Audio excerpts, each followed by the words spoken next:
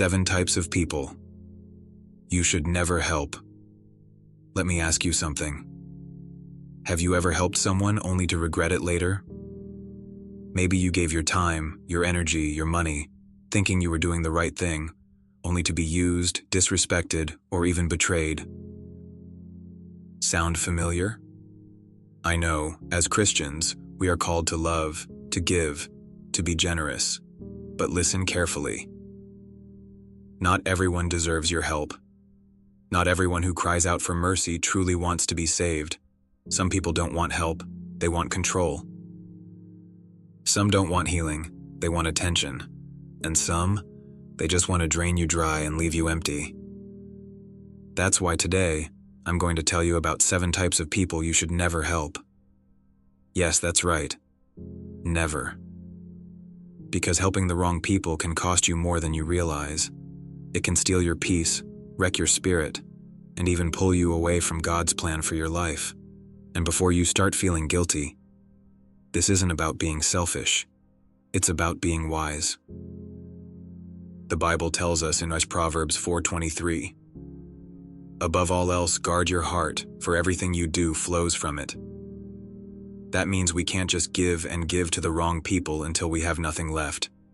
So if you've ever felt drained, used, or taken advantage of, this message is for you. Pay close attention, because some of these types of people might already be in your life. And trust me, once you see the truth, you'll never help the wrong people again.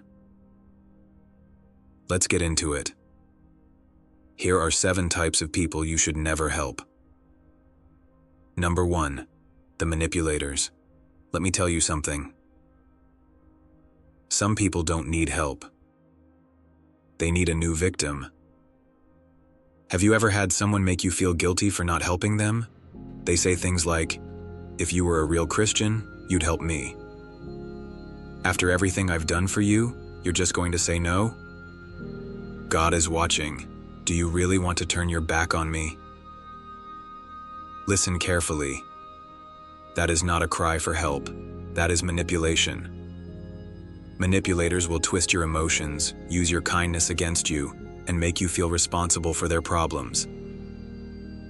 They don't want to change, they want to control, they don't want solutions, they want sympathy, and the moment you stop feeding them, they'll turn on you or find someone else to use. The Bible warns us about these people. Jesus himself told us to be wise as serpents and innocent as doves. Matthew 10:16. That means we are called to be a kind, but not blind. Love people, but don't let them use you. Look at ours Proverbs 26:24-25. A hateful person disguises himself with his speech and harbors deceit within. When he speaks graciously, don't believe him, for there are 7 detestable things in his heart. Did you catch that? Not everyone who speaks sweetly has good intentions. Think about that one friend or relative who only calls when they need something. They tell you it's an emergency, but somehow, every week, there's another crisis. You lend them money, you give them your time, and when you finally say no, they act like you're the bad guy. Sound familiar? You need to break the cycle. Because the more you give in, the more they take. Manipulators don't change. They just change their targets. What should you do? Set boundaries. A simple, "I can't help with that," is enough. You don't owe them an explanation. Recognize guilt tripping. If someone tries to use guilt to force your help, step back. That's emotional manipulation. Pray for discernment. Ask God, is this someone I should help or someone I should let go? If someone truly needs help, they will appreciate what you do, even if it's small. But if someone manipulates you, they will always demand more. So let me be clear. You are not obligated to help a manipulator. Jesus didn't waste time with people who just wanted to use him. Neither should you. Number 2, the ungrateful. Let me ask you something. Have you ever helped someone who never even said thank you? You gave your time, your money, your energy, maybe even sacrificed something important.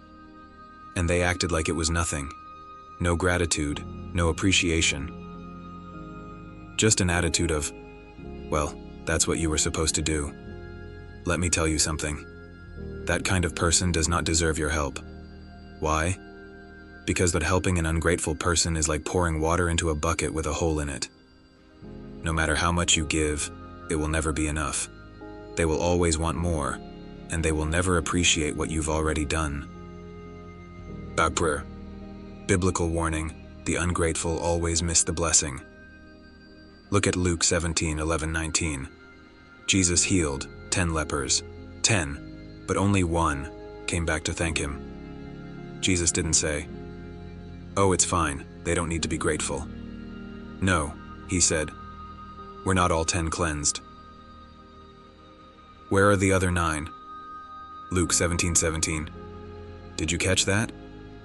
Even Jesus expected gratitude. If the Son of God himself expected people to be thankful, why do we keep excusing those who take us for granted? Signs of an ungrateful person. They never say thank you. They act like your help is something they deserve. They always expect more. No matter what you do, it's never enough. They only come around when they need something. When you need help, nowhere to be found. They act like they're doing you a favor by accepting your help. Sound familiar? Maybe it's a friend who only calls when they need money, a family member who expects help but never appreciates it, and a coworker who takes credit for your hard work but never acknowledges your effort. And the moment you stop helping, they turn on you. That's not love. That's entitlement. What should you do? Stop helping people who don't appreciate it.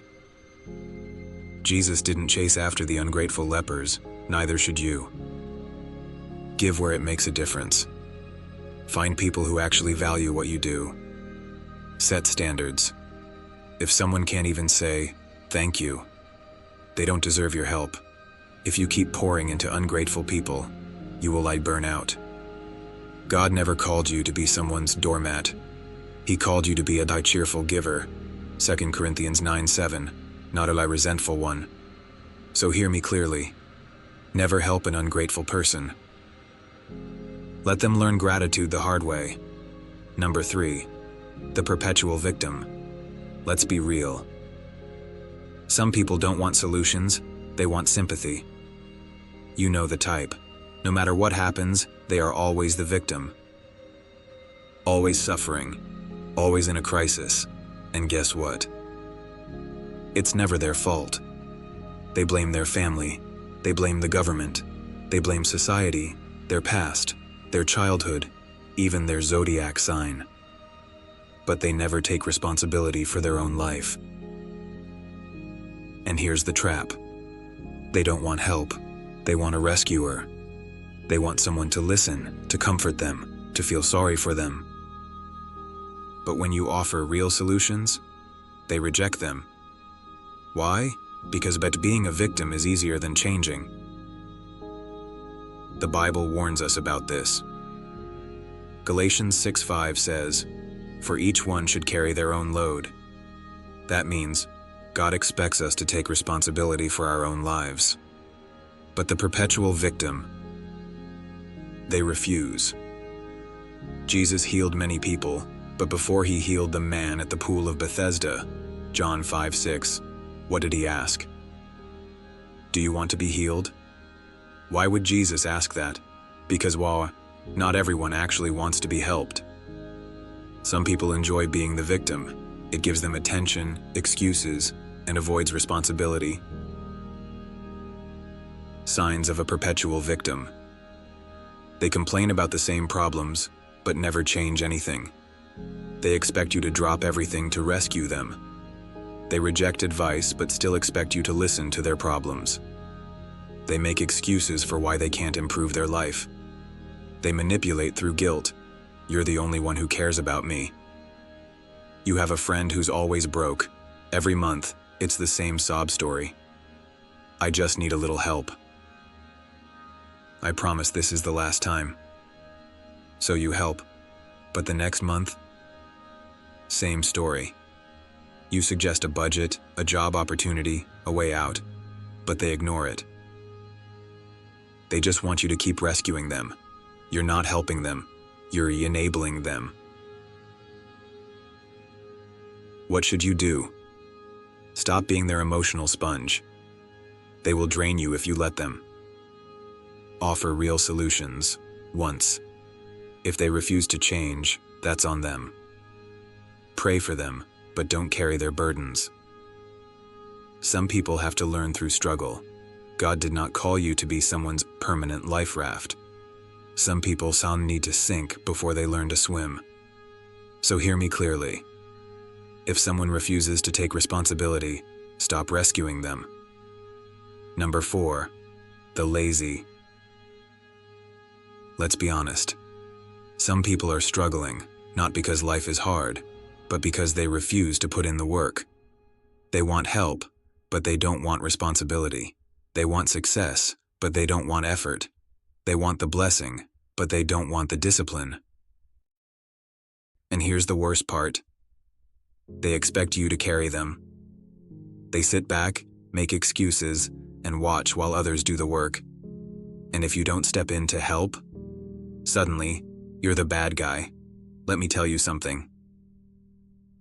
God does not reward laziness, and neither should you. Biblical warning. God honors work, not excuses. 2 Thessalonians 3:10 says, "If anyone is not willing to work, let him not eat." Did you catch that? Not willing to work. That's different from someone who can't work. This verse isn't about people going through hard times. It's about people who are capable, but choose laziness instead. Proverbs 13:4 says, "The soul of the sluggard craves and gets nothing, while the soul of the diligent is richly supplied." Laziness leads to lack. Hard work leads to abundance. It's that simple. Guess, signs of a lazy person. They always need help, but never take action. They make excuses for why they can't succeed. They rely on others instead of improving themselves. They want blessings without effort. They complain about their situation, but do nothing to change it. You know that one person who always asks for money, but refuses to get a job, or that friend who talks about big dreams, but never takes the first step, or that family member who expects handouts, but won't lift a finger to help themselves. You give them advice, you offer opportunities. You try to help them move forward, but they never do. That's because they don't want to work. They want someone else to do the work for them. What should you do? Stop enabling laziness. If someone refuses to put in effort, let them feel the consequences. Encourage responsibility. Give guidance, not handouts. Invest in people who work hard. Don't waste your energy on someone who refuses to help themselves. You cannot carry someone who refuses to walk. Jesus himself gave people choices. He never forced anyone to change. So if someone is stuck because of their own laziness, let them stay stuck. Maybe then, they'll finally wake up. Number 5, the toxic and abusive. Listen to me. God did not create you to be someone's punching bag. If someone is constantly hurting you, disrespecting you, or draining you emotionally, you do not have to help them. I don't care if they're family. I don't care if they've been in your life for years. If someone is toxic and abusive, you need to cut them off. And I know what some people will say. But as a Christian, aren't I supposed to love everyone? Yes. But loving someone does not mean tolerating abuse. Even Jesus set boundaries. He didn't stay where he wasn't welcomed. He didn't beg people to love him. He walked away from those who rejected him.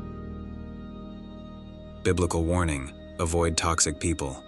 Proverbs 22:24-25 says, "Do not make friends with a hot-tempered person. Do not associate with one easily angered, or you may learn their ways and get yourself ensnared." Did you catch that? Toxic people will pull you down with them. And in Matthew 7:6, Jesus said, "Do not give dogs what is sacred. Do not throw your pearls to pigs. If you do, they may trample them under their feet and turn and tear you to pieces." Some people you will never appreciate your kindness. Some people will take your love and use it against you. And if you keep trying to help them, they will tear you apart. Signs of a toxic or abusive person. They manipulate and control you.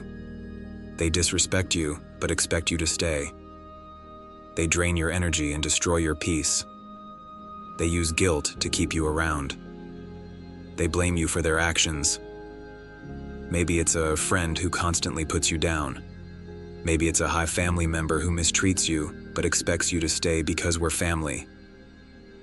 Maybe it's a high partner who uses love as a weapon, apologizing one day and hurting you the next. They make you feel like you owe them your love, your time, your energy. But let me say this loud and clear. You owe nothing to someone who mistreats you.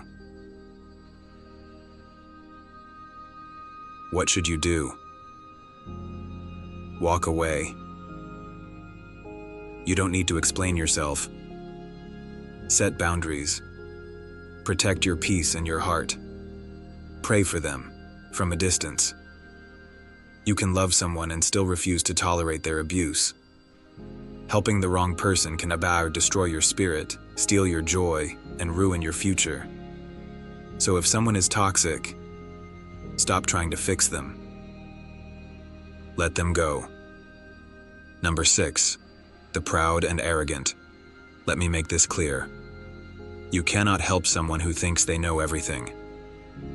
You can give them advice, but they won't listen.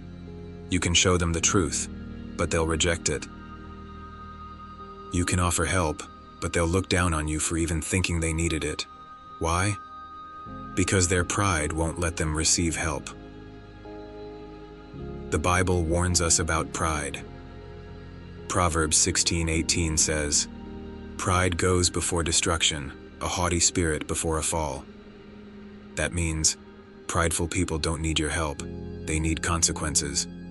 Some people will never change until life knocks them down. Some people won't listen until they have no other choice. And that's not your problem. Even Jesus didn't waste his time with the arrogant. The Pharisees thought they knew it all, and Jesus, he didn't argue with them. He left them in their own foolishness. Signs of a proud, arrogant person. They reject advice, even when they're clearly wrong. They look down on others but always expect respect. They never admit when they're wrong. They only listen to people who agree with them. They see help as an insult, not a blessing. Maybe you know someone who is always in trouble but never takes responsibility. You give them wisdom, but they scoff at it. You warn them about danger, but they laugh it off.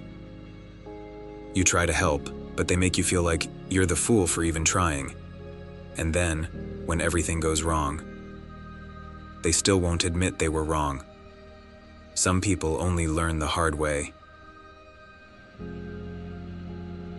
What should you do? Stop wasting your breath. If they won't listen, let them go. Let life teach them. Pride leads to destruction. Let them face the consequences. Pray for them, but don't force wisdom on them. Some lessons can only be learned through experience. Prideful people will never appreciate your help. If you try to save them, they'll mock you today and blame you tomorrow. So don't waste your energy. Let them fall, and let God deal with them. Number 7, the wicked and deceitful. Listen carefully. Some people are not lost, they are evil. And no matter how much love, kindness, or patience you show them, they will never change. Some people are not struggling. Some people are not broken. Some people are not going through a phase. Some people are just wicked. They lie, they deceive, they manipulate, and they destroy. And if you try to help them, they will pull you down with them. The Bible warns us about the wicked. Psalm 1:1 says, "Blessed is the one who does not walk in step with the wicked, or stand in the way that sinners take, or sit in the company of mockers." God is literally telling us, do not associate with the wicked. Stay away from them. Don't entertain them. Don't try to save them. Proverbs 4:14-15 says, "Do not set foot on the path of the wicked or walk in the way of evildoers. Avoid it, do not travel on it. Turn from it and go on your way." Did you catch that? Not only should we avoid them, we shouldn't even take a single step in their direction. Signs of a wicked, deceitful person. They lie constantly, even when there's no reason to. They enjoy causing harm, pain, or division. They manipulate others for personal gain. They have no remorse for their actions. They pretend to be good when it benefits them. Maybe it's a co-worker who spreads lies just to get ahead. Maybe it's a bar friend who enjoys watching others fail. Maybe it's a family member who only shows kindness when they need something. And you've seen the signs. You've felt it in your spirit. Yet, you keep trying to help them. Stop. What should you do? Cut them off. You cannot fix someone who enjoys being evil. Protect yourself. If they are deceitful, they will eventually betray you. Let God deal with them. Romans 12:19 says, "Vengeance is mine, I will repay, says the Lord." Trying to help the wicked will only put you in danger. They will use you, deceive you, and when they no longer need you, they will discard you. So hear me clearly. Do not help the wicked, do not entertain them. Do not give them a second chance. Pray for them from a distance, but never let them into your life.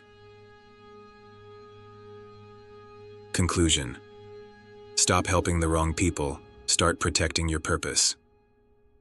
Let me leave you with this. Helping the wrong people is one of the fastest ways to destroy your peace, your purpose, and your future.